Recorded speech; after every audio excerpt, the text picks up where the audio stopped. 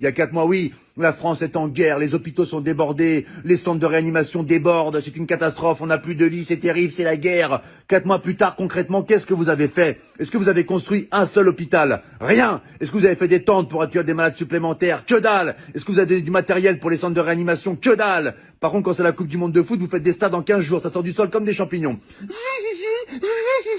Les stades, ils les font en 3 semaines. En Chine, ils ont fait un hôpital en 10 jours. Nous, ça fait 4 mois, on n'a même pas des couvertures en plus.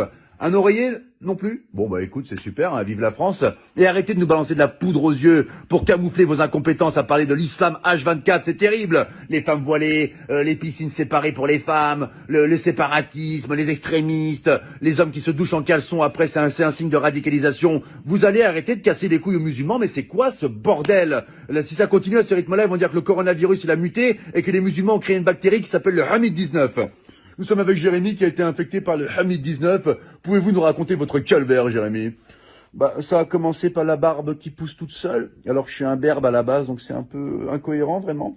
Et après, les premiers symptômes, j'ai dit des mots d'arabe en pleine nuit. Je me réveillais, Allahu Akbar!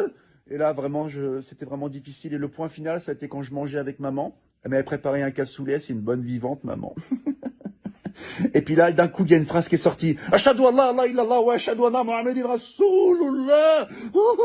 Le verdict était sans appel. Maman a appelé les pompiers. C'était le Hamid 19. Mais aujourd'hui, ça va beaucoup mieux. Hein. Je vais à la chasse avec mon berger allemand et je fais de la pétanque avec papa. Voilà, c'était Jérémy qui a été infecté par le Hamid-19. Laissez les musulmans tranquilles, c'est insupportable. On a l'impression qu'il y a que eux qui existent dans le monde, vous les massacrez H24. Là, je m'adresse au peuple de France. Il faut qu'on défende nos frères musulmans, ce sont des Français à part entière comme nous. C'est comme si on laissait un gamin à l'école se faire tabasser par 10 personnes et qu'on réagissait pas. Il faut qu'on les défende, d'accord? Les médias se servent d'une minorité pour salir une majorité. Ils leur cassent les couilles. La plupart des musulmans, ils sont en France, ils sont sans problème, on les entend jamais. Ils veulent une vie tranquille comme vous, comme moi, comme nous tous. Laissez les musulmans tranquilles. Et là, c'est pas un rebeu, c'est pas un Renoir qui vous parle. C'est un blond aux yeux bleus qui vient de Bretagne et qui t'emmerde, espèce de facho de merde. Ah oui, attention, j'ai fait du Krav Maga, moi je te nique ta